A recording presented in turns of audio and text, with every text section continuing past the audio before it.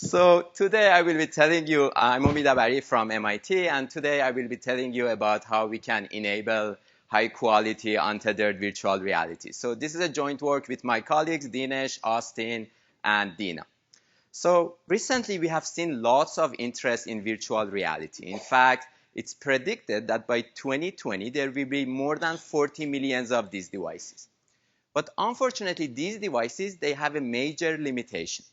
They have a cable connection to a PC, which significantly limits the user mobility. So here I'm going to show you a video, and as you can see, when you are playing a game, this cable significantly limits your mobility, and it's extremely annoying. So either you need to ask someone to move the cable for you, or you just basically get rid of that. And the question we ask ourselves, how can we get rid of these cables? But before I tell you how we can get rid of this cable, let me tell you why even today's virtual reality headset, they require such a cable connection. So if you look at today's virtual reality setup, they have a very powerful PC which generates very high resolution graphics. And then they need a HDMI cable to stream 6.4 gigabit per second of the data from the PC to the headset. So this is a very, very high data rate. And unfortunately, today's wireless systems, such as Wi-Fi or LTE, cannot support such a high data rate. So the question we ask ourselves, how can we basically design a wireless system to support such a high data rate? And the good news is that there is a new technology called mmWave technology. And people in both academic and industry believe that this technology can support very high data rate wireless links. So let me tell you briefly what's this technology and why this technology can support such a high data rate. So mmWave technology refers to a very high frequency signal. And what's interesting about mmWave technology is the fact that they have a huge amount of bandwidth available. So in fact, if you look at the spectrum, today's spectrum, here is what today Wi-Fi and LTE are using, and here is what mmWave offer to us. And because they have a huge amount of bandwidth available, they can enable very high data rate wirelessly. And this is great because I can use this technology and enable untethered virtual reality. So I can go ahead, get rid of the cable, equip the PC with a mmWave access point, and equip the headset with a mmWave receiver, and just transmit the data wirelessly. But unfortunately, there is a problem, and the problem is signal blockage. As I said, mmWave technology, they use very high frequency. So their signal attenuates really fast with the distance. And in order to compensate for that loss, they use very directional antenna, and they focus their energy inside of a very narrow beam to achieve higher range. Now, this is problematic in virtual reality setup, because when I'm playing a game, I might get so excited, I might raise my hand, turn my head, and all of these movements can block the signal. And once this signal and the beam gets blocked, the data rate goes really low, and I cannot support untethered virtual reality anymore. In fact, to see the impact of such a blockage, we ran an experiment. So we went ahead, equipped the PC with a mmWave accessor, and we equipped the headset with a mmWave receiver, and we were measuring the data rate where we were playing the game. So here I'm going to show you the results of that experiment, where the y-axis shows you the data rate that we were achieving at the headset, and the x-axis shows you different blockage scenario. And with the dashed line, I'm showing you the data rate that I need to achieve to enable untethered virtual reality. So first, let's see the result when there is no blockage. So here is the data rate when there is no blockage. So when there is no blockage, I can achieve the data rate more than what I require to enable untethered virtual reality. Now let's see what's the results when I block the beam or the signal with a hand or head, or when someone passes in front of the beam. So here is the result. As you can see, even a small obstacle such as my hand can block the signal and significantly impact on the data rate, and I'm not able to enable untethered virtual reality. So here's the question we ask ourselves. How can we solve this blockage problem? Well, imagine a small device which acts as a millimeter wave mirror. Then I can put this device on the wall. Not only that, it's also self-configurable, which means whenever the blockage is happening, it can get the signal from the AP, reroute it around the blockage, and reflect the signal toward the headset. So that would solve the problem. And this is exactly what we have done. So in the rest of this talk, I will present MoVR, which is a system that enables high-quality untethered virtual reality. And it does that by introducing a new millimeter wave mirror. So in contrast to traditional mirror that always the angle of reflection is equal to the angle of incident, in our mirror you can adjust these angles independent of each other. And this is necessary because I want to get the signal from the AP and reflect it to the headset any position. The other feature is that we can amplify and reflect the signal. Not only I'm reflecting the signal, I'm also amplifying. And this is also necessary because I want to achieve even higher range.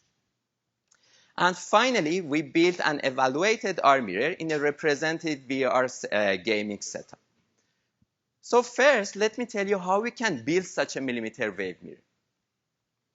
So as I already mentioned, millimeter wave technology, they use very high frequency signal. And what's nice, because their wavelengths are very small, their antennas are tiny. So I can pack a large number of antennas on a very small PCB board. And this is exactly how we can create a directional reflector. And by adjusting the phase of each antenna, I can also steer this beam. But remember, I want to receive the signal from one direction and reflect it to another direction. So what I do, I split this board to two parts, so I can receive the signal from one direction and reflect it to another direction. And finally, I want to amplify the signal. So what I do, I put an amplifier between these two parts. So I can receive the signal, amplify it, and reflect it to another direction. So as you can see, the architecture is very simple. It doesn't have any transmitter, no receiver, no baseband processor, no coding, no decoding. And this is very nice because I want to make sure I'm not adding any latency on my data, which is very necessary for virtual reality application. All it does, receive the signal, amplify, and reflect. So far, I explained to you how we can build such a millimeter wave mirror. Now I need to tell you how we can use this mirror in a virtual reality setup. So in order to use this mirror in a virtual reality setup, I need to address two challenges. And the first challenge is beam alignment. So remember, I told you the mirror has two beams, one for receiving and one for reflecting. And what I need to do is to basically steer the receive beam toward the access points and also find the direction of the headset and steer the reflection beam toward the headset. So how can I find the direction of the AP and also the direction of the headset? So although there are lots of schemes in the literature to find the beam alignment for millimeter wave, but unfortunately I cannot use those schemes because those schemes require the node to transmit or receive the signal, while my mirror doesn't have any transmitter and receiver chain. So how can the mirror find the direction of the AP and the headset giving no transmitter or receiver? Well, our idea is to delegate the task of transmitting and receiving to the AP. So let me tell you what I mean. So if you remember, our mirror has two beams, one for receiving and one for reflecting. What I do, I put these two beams exactly to the same angle. And then the AP is transmitting a signal and measuring the amount of reflection that it's getting back, while the mirror is scanning these two beams through the whole space. So the direction that gives the highest amount of reflection back to the AP corresponds to the right direction of the AP. And this is exactly how we can find the direction of the AP in respect to the mirror. Okay, so now that we know how to set up our receive beam toward the AP, we can set it up. And the second step is to see how we can find the direction of the headset. But that's simple because the mirror can receive the signal now from the AP and just reflect it to different directions and see at which direction gives the highest amount of energy to the headset. And that's how we can find the initial position of the headset. So far I told you how we can find the initial location of the AP and also the headset. But as I'm playing a game, I'm moving, and I need to make sure that the green beam always tracking the headset. So how can we do that? Well, we found out that the virtual reality headset is already tracking the headset because they need to update the display.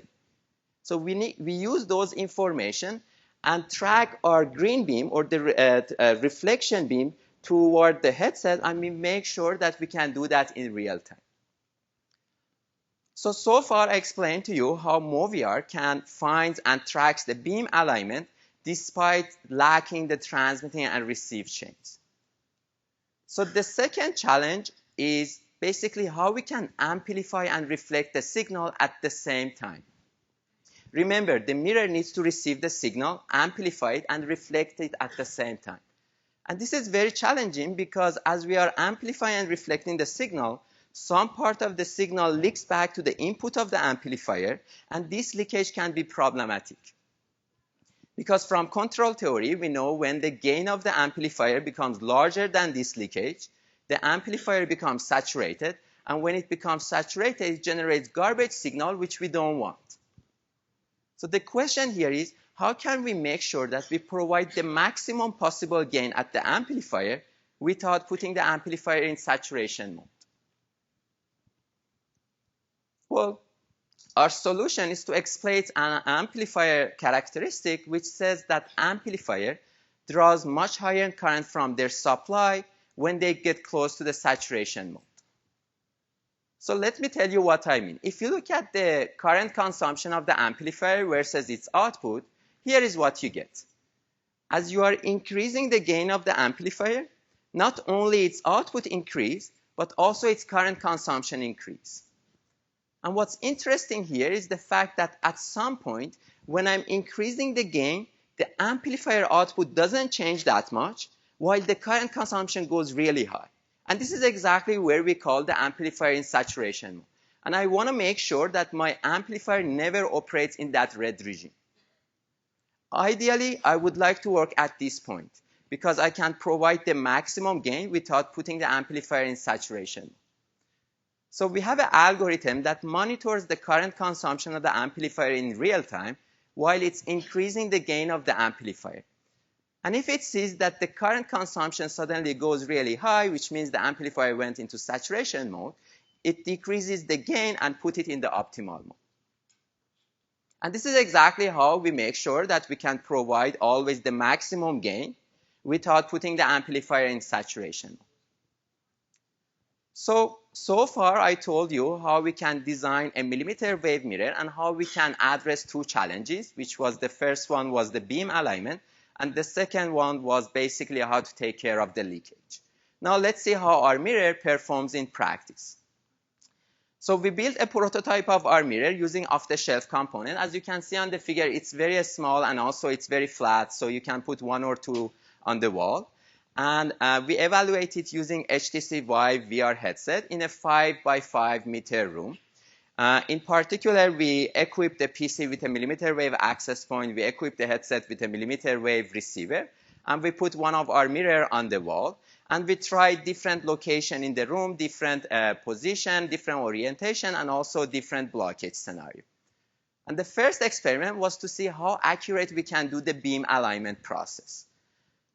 So here I'm going to show you the results where the y-axis is the estimated angle and the x-axis is the actual angle between these two nodes. And the two nodes can be the mirror access point or the mirror and the headset.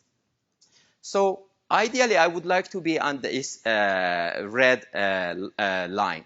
Now let's see the results. So here is the result. As you can see, we always estimate the beam alignment within 2 degrees. And 2-degree error is negligible because my beam width is 10 degrees.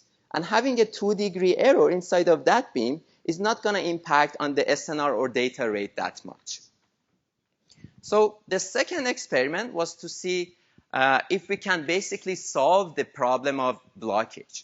So remember this plot I showed you, the y-axis was data rate and the x-axis was different blockage scenario. And with the dashed line, I showed you the required data rate. This is the results when there were no mirror in the environment. Now let's see what's the results when we put a mirror in the environment. So here is the result. As you can see, when I put a mirror in the environment, for the same blockage scenario that I was not able to achieve high data rate, now I'm able to achieve the data rate more than what I require to enable untethered virtual reality. So this proves that we can enable high data rate wireless links even in the presence of blockage. So, of course, this work builds on past research on millimeter wave. There are lots of work on the millimeter wave communication domain, but these works, either they target applications such as data center, that there is always line of sight between transmitter and receiver and there is no mobility, or they target application that they can tolerate basically drop in the data rate and blockage is not a big issue for them. In contrast, I showed you that the blockage is a key problem in using millimeter wave technology in VR application. And I presented MoVR, which is a millimeter wave system that can enable high data rate wireless links even in the presence of blockage. And I showed you how this technology can enable untethered virtual reality, but I'm sure there are also other applications for such a technology. With that, I'm ready to take the questions.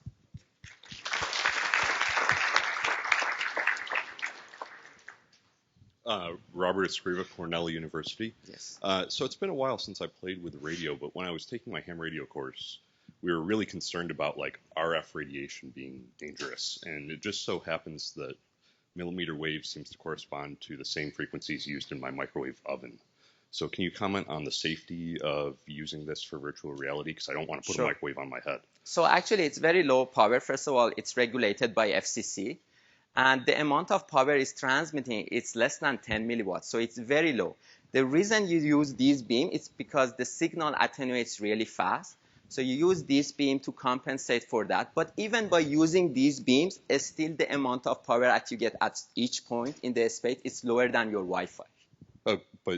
So what would be a safe threshold so I know how far below safe we are? Even if you go close to the transmitter, still it's safe. Okay. Yeah. Hi, I am Han Xu from Huawei Technologies. I have two questions. One is, as you mentioned, the VR requires low latency, right? Yes. Several microseconds, for example. I agree that your mirror doesn't induce any latency. However, you require the VR system to report the user's location, right? But yes. This may introduce. Yes. So we did some experiment and we found out that they can find the location in microseconds. So it's very, very negligible because they are updating the display every 10 milliseconds. And if I am spending 1 microsecond to find the location, it's negligible compared to the 10 milliseconds. Okay, another question is that since VR requires several gigabytes data rate, right? However, your system works on 24G bandwidth.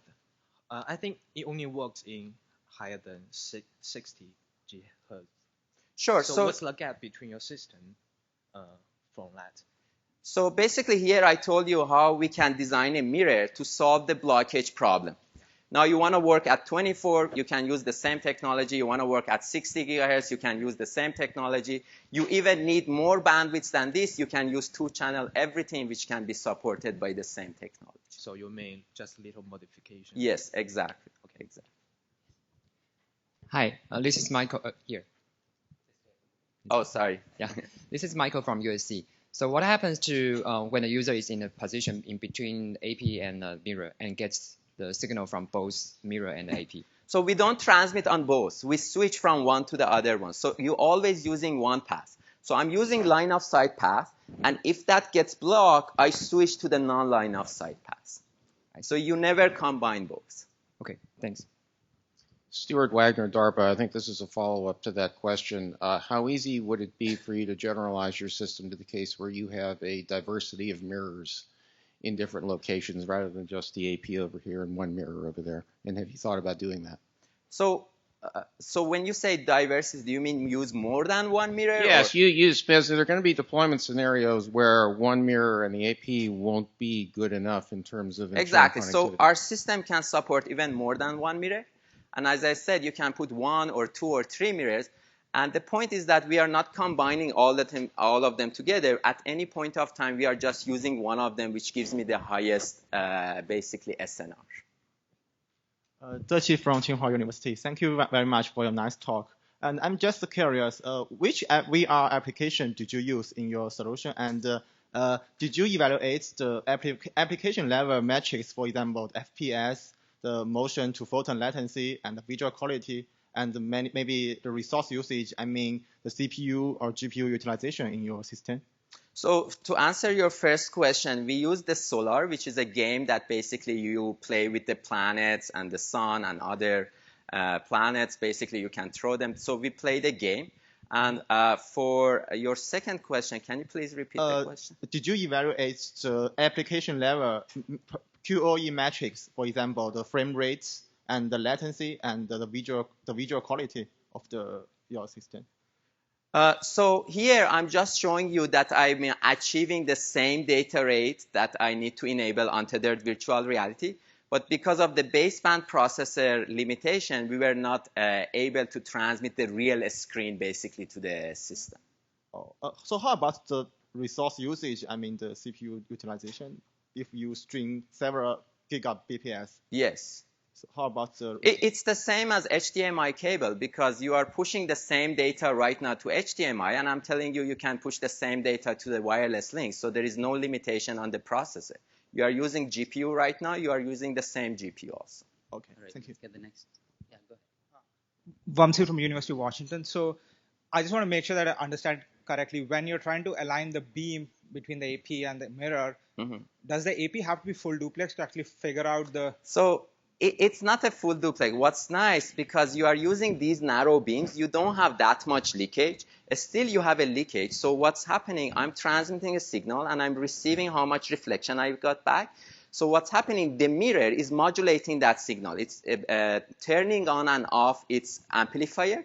So I can easily basically separate the amount of reflection from the mirror versus the reflection from the environment.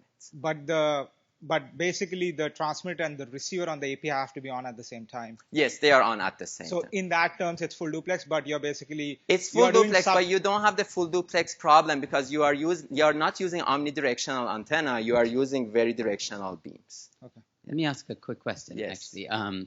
So when you switch channels, you're amplifying the noise as well, and you're switching from sort of one channel to the convolution of two channels. Yes. How does that change the receiver side? Because you suddenly sort of the noise kicks up because you now have...